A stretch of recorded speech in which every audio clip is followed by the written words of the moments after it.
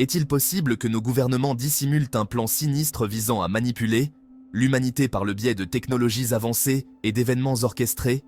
C'est la question troublante au cœur du projet Bluebeam, une théorie du complot qui captive et inquiète les esprits depuis les années 1990. Cette théorie, nimbée de secrets et alimentée par la spéculation, prétend qu'une élite puissante planifie une invasion extraterrestre mise en scène ou un second avènement, en utilisant des projections holographiques sophistiquées et d'autres techniques de contrôle mental.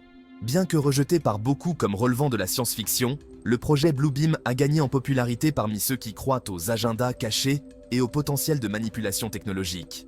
Cet essai explore les origines, la plausibilité du projet Bluebeam, en explorant l'intersection du complot, de la technologie et de la psyché humaine. Nous examinerons le contexte historique, les étapes présumées du projet et les technologies qui pourraient être impliquées, tout en considérant les preuves et les contre-arguments. En fin de compte, nous nous attaquerons à la question suivante: le projet Bluebeam est-il une menace crédible, une mauvaise compréhension des technologies émergentes ou un témoignage du pouvoir de la peur et de la croyance à l'ère numérique? Les origines du projet Bluebeam remontent aux travaux de Serge Monast, un journaliste et conspirationniste canadien.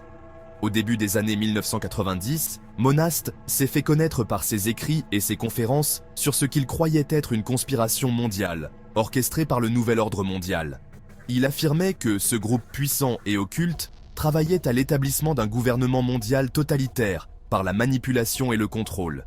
Monast prétendait que le projet Bluebeam était un élément essentiel de ce plan.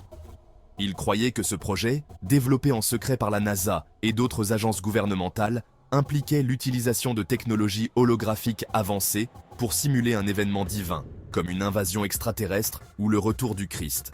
Cet événement mis en scène, selon Monast, serait utilisé pour unifier le monde sous une seule religion et un seul gouvernement, éliminant ainsi les libertés individuelles et inaugurant une nouvelle ère de contrôle global.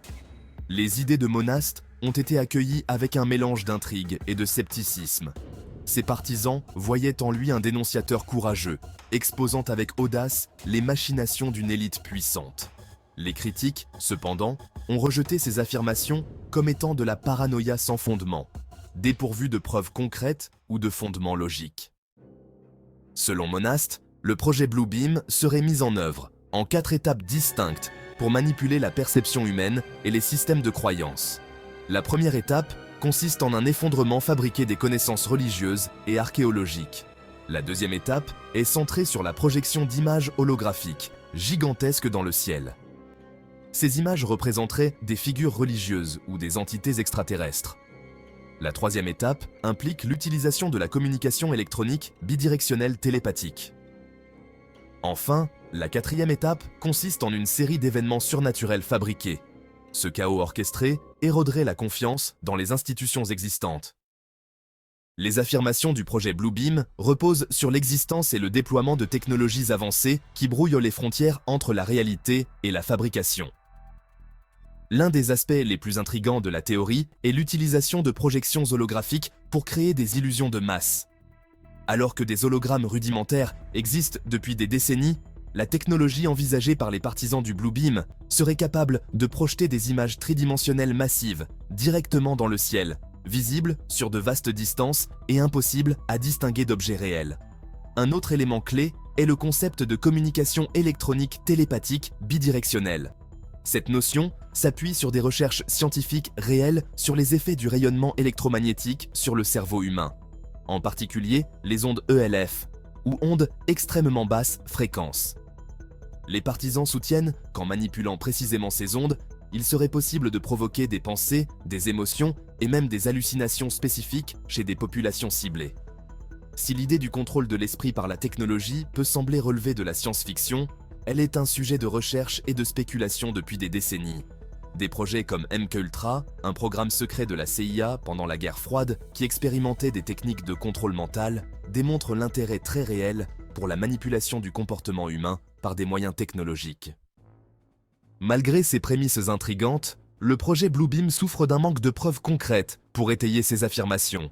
Alors que Monast a cité diverses avancées technologiques et événements géopolitiques comme preuve de l'existence du projet, ces affirmations ont été largement contestées et démenties par des experts. Par exemple, La technologie requise pour créer des projections holographiques massives et réalistes dans le ciel n'existe pas actuellement. Bien que les progrès de la technologie laser et de la manipulation atmosphérique aient conduit à des spectacles de lumière et des projections plus sophistiquées, ceux-ci sont encore loin des capacités envisagées par Bluebeam. De même, la notion de communication électronique télépathique bidirectionnelle reste hautement spéculative. Si les ondes LF peuvent effectivement avoir un certain impact sur l'activité cérébrale, l'idée qu'elles pourraient être utilisées pour implanter des pensées ou des émotions spécifiques n'est pas étayée par les connaissances scientifiques actuelles. En outre, les affirmations de Monast concernant un effort coordonné des gouvernements et des élites puissantes pour mettre en scène une tromperie mondiale reposent largement sur la spéculation et la conjecture. Il n'existe aucune preuve crédible suggérant qu'un tel plan existe, ni que la technologie nécessaire pour le mettre à exécution soit même viable. Les partisans du projet Bluebeam citent de souvent des phénomènes inexpliqués et des événements historiques comme exemple potentiel. L'incident de la spirale norvégienne de 2009 est un exemple, où une étrange formation lumineuse est apparue dans le ciel. Bien qu'expliqué comme un essai de missile russe raté, l'événement a alimenté les spéculations sur des expériences gouvernementales. L'augmentation des observations d'OVNI et des récits d'enlèvement par des extraterrestres est aussi citée.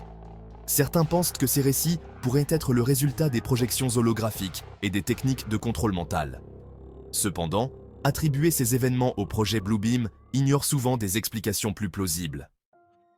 Bien que la faisabilité technologique du projet Bluebeam reste hautement discutable, l'attrait persistant de la théorie met en évidence une anxiété plus profonde quant au potentiel de la technologie à être utilisée à des fins de manipulation et de contrôle. À une époque de deepfakes, d'intelligence artificielle et de propagande, la frontière entre la réalité et la fabrication devient de plus en plus floue. Le projet Bluebeam, même s'il est finalement infondé, nous rappelle avec force le pouvoir de la croyance et la susceptibilité de la perception humaine à la manipulation. Il souligne l'importance de l'esprit critique, de l'éducation aux médias et d'un scepticisme sain à l'égard de l'information, en particulier à l'ère numérique. De plus, la théorie met en lumière le potentiel d'exploitation de la peur et de la paranoïa dans la quête du pouvoir et du contrôle. En exploitant les anxiétés existantes concernant la technologie, la mondialisation et l'inconnu, les théories du complot, comme le projet Bluebeam, peuvent gagner du terrain et influencer l'opinion publique, sapant ainsi la confiance dans les institutions. Le projet Bluebeam, malgré l'absence de preuves concrètes, continue de captiver l'imagination et d'alimenter les spéculations sur la nature de la réalité, les limites de la technologie et le potentiel de manipulation de masse. Si les affirmations de la théorie concernant les projections holographiques, le contrôle mental et les événements mondiaux mis en scène restent hautement improbables, elles nous rappellent avec force le pouvoir de la croyance et l'importance de l'esprit critique face à des affirmations extraordinaires. En fin de compte, la question de savoir si le projet Bluebeam est une véritable menace ou le fruit d'imagination débordante reste ouverte à l'interprétation.